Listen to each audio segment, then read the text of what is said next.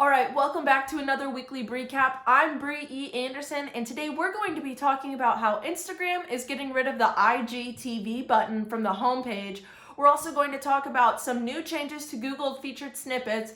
We're going to talk about where advertisers are spending their money this year, and we're going to talk about how Twitter has made a recent update to TV reminders. Then we're going to go outside digital and talk about how Merkle started a new company that's going to allow brick and mortar stores to sell their consumer data.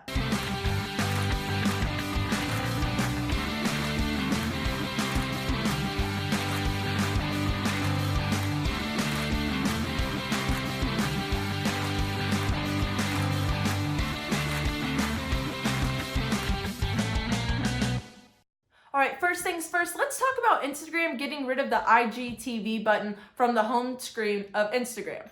So in case you didn't know, next to the DM little paper airplane thing on Instagram's home screen, there was a little button that allowed you to go straight to IGTV.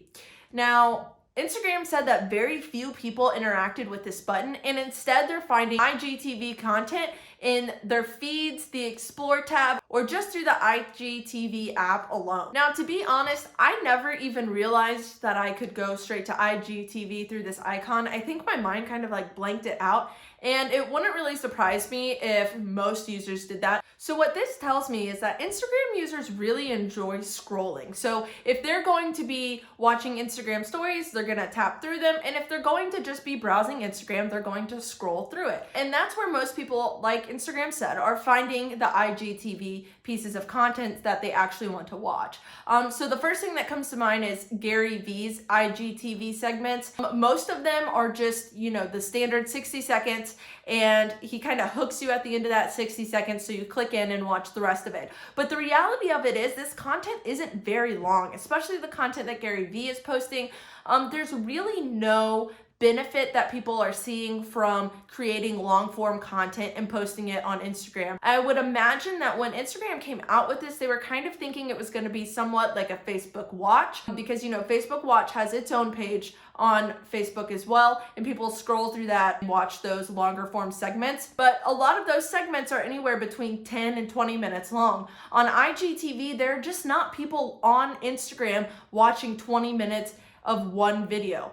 That's just not the way that people interact on Instagram. So I'll be really interested to see where this goes moving forward, especially because Instagram creators right now are not really benefiting from any sort of push to their content.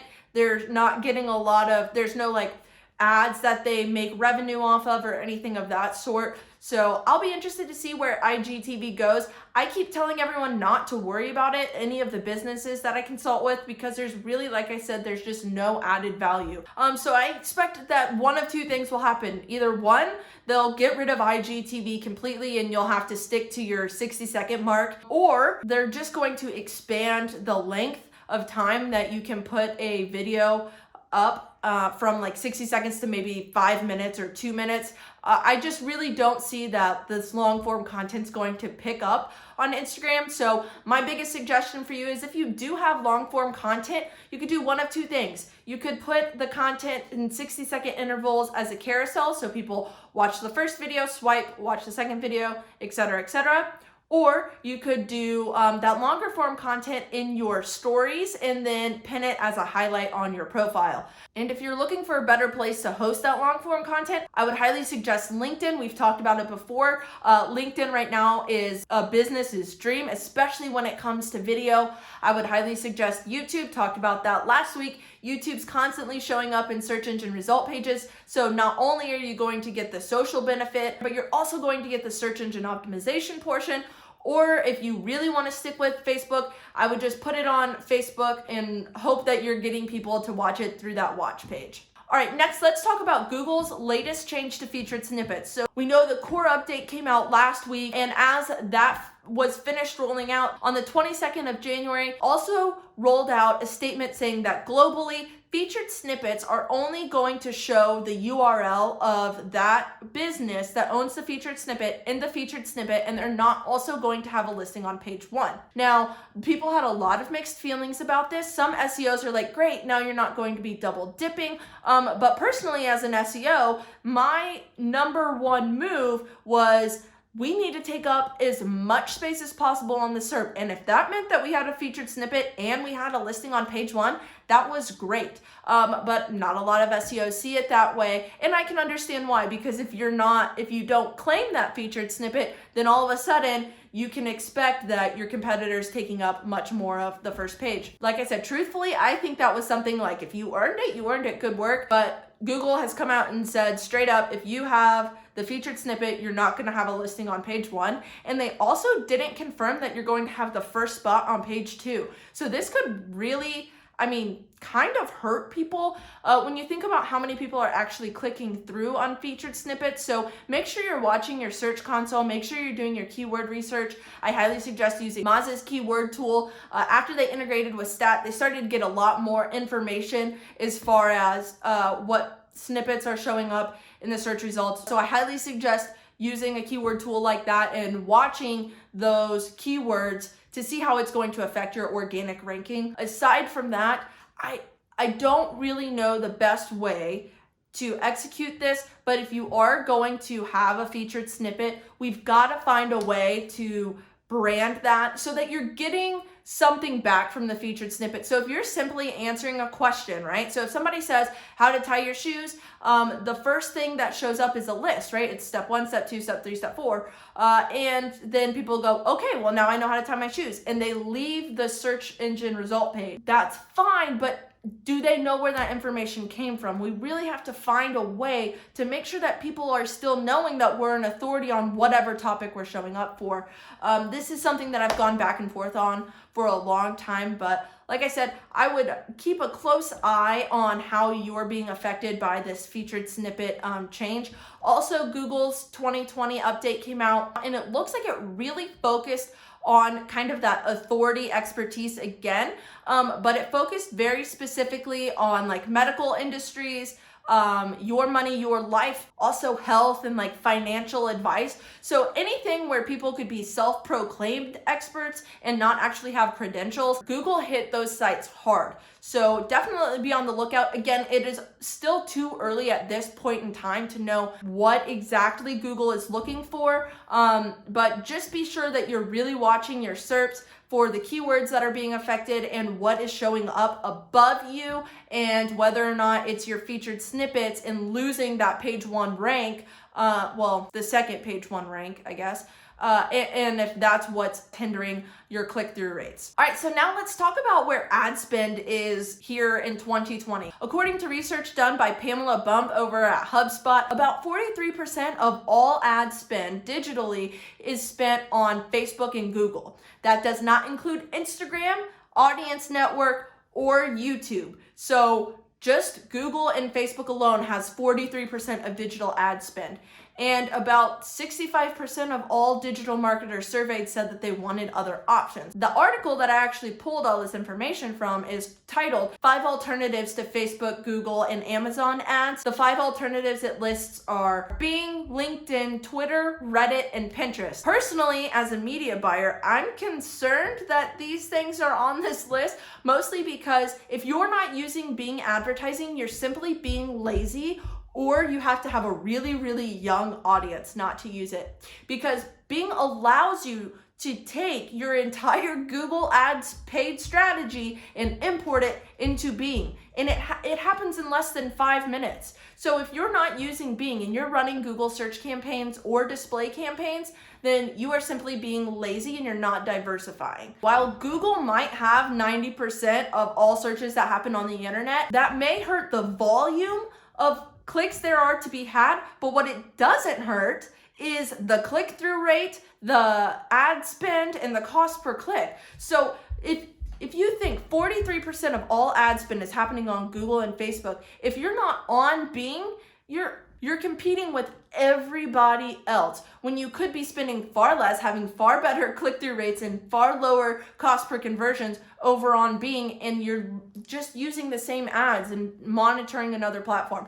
So that's my rant on Bing. If you're not on Bing, go ahead and do it, or at least test it. I worked with a client that sold golf cart parts, and Bing was a freaking gold mine because old people love Bing because they don't have to change their browsers when they get their new phones or new computers, what have you, to default to Google. They just stick with Bing. So I do highly suggest trying Bing if you haven't.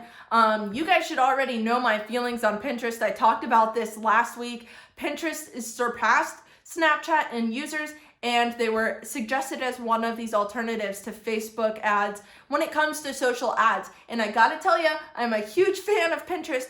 If you are looking to sell products, and I know that's what a lot of people are using Facebook for, but if you're looking to sell products, about 70% of shoppers that do research on Pinterest actually end up buying one of the places that they looked on Pinterest. Make 2020 the year that you test Pinterest in place of Facebook. Even if you're doing a 50-50 split, a 60-40 split, what have you, make sure that you're testing on Pinterest this year because you might find a gold mine there too. So I'm curious as to where you're going to be spending money.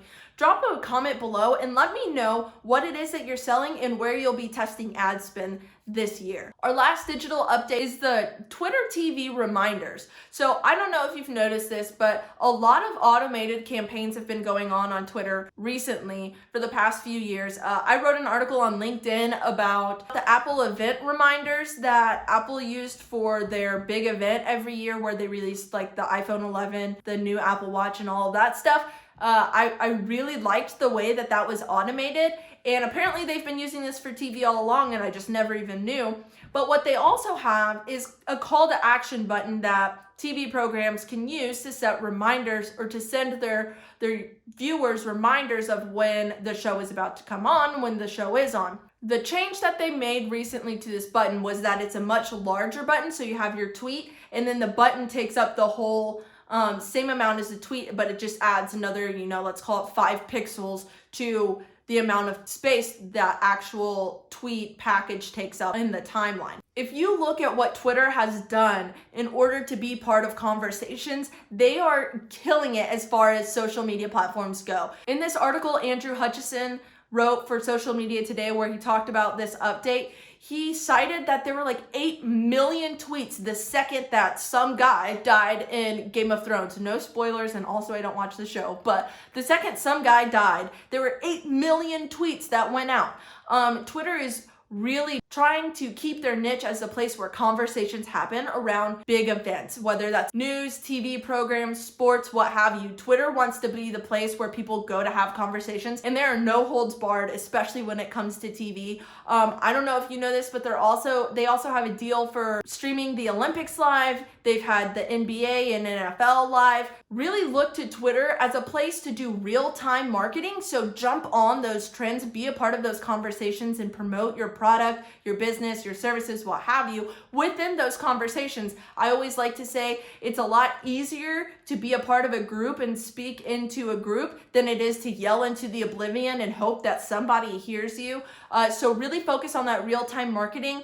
And especially when it comes to these TV shows and things like that, just be a part of the conversation. I know this week when Planters killed off Mr. Peanut, a lot of brands got into this conversation and kind of made it their own. Chips Ahoy said something like "No more Ahoy" for Mr. Peanut. Kraft mac and cheese, instead of the smiley face macaroni, had an upside down sad face. NASCAR showed a picture of a Planters branded car and said "gone but not forgotten." A lot of brands really made that conversation their own, and I think that's something that a lot of us can do and really should be doing. So I'm really interested to hear who has used Twitter's reminders for TV programs or live stream programs. Let me know below and let me know whether or not you liked it. All right, now to go outside digital and talk about Merkle's new solution for retailers to make money off of their shoppers' data. This month, Merkle started a new company called Newstream Media, and what that entire company is focused on is helping retailers collect and sell consumer data in the form of ads on and off of their website. And this is all going to be done using Google's marketing platform and Google Ads. This is really interesting to me, especially in the state we are right now when it comes to consumer data, that people are going to be looking to sell their shopper data that relates to money and where they are in a store. So that's also their location, all sorts of stuff. I feel like there might be some pushback here. I mean, people know that their data is being used when it comes to where they shop and how they shop. If you think about like your Kroger and Dillon's card, they definitely personalize your experience based on that information, but it's usually just that company benefiting from that. So I think the fact that they're going to be selling this information to other companies. Now, if it's just merchants, that's one thing, but I'll be interested to see kind of what companies are using this information.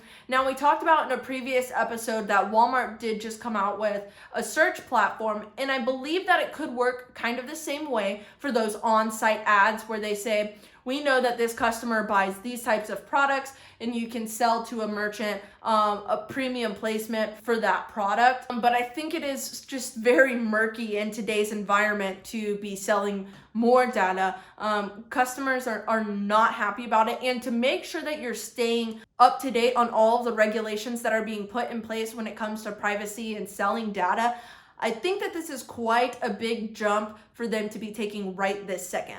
But what I will say is this is going to allow a lot of our bigger brands like Walmart and Target and Costco and places like that to better compete with the Google Shopping and Amazons of the world. So Google and Amazon are dominating the shopping right now, to the point that Walmart and Target are both letting outside vendors use their platforms to sell their products. But so far, Walmart and Target just have not been able to compete in that arena. And so I think using some of this data and having these ad placements is going to help them at least raise the capital they need in order to create as robust shopping experiences as Google and Amazon. The reality of it is Google Shopping is always going to outweigh everyone because people Google what they're shopping for, and Google places the ads right up top. And Amazon is just a powerhouse, and it's second nature for people to go to Amazon because they know they're getting 2-day shipping and they know that there are tons of reviews that they can look at. Right now, Walmart and Target don't have something like that. So they're really going to have to be data driven and focused. But I think Amazon is blowing people out of the water when it comes to data usage and being a go-to place as a retailer.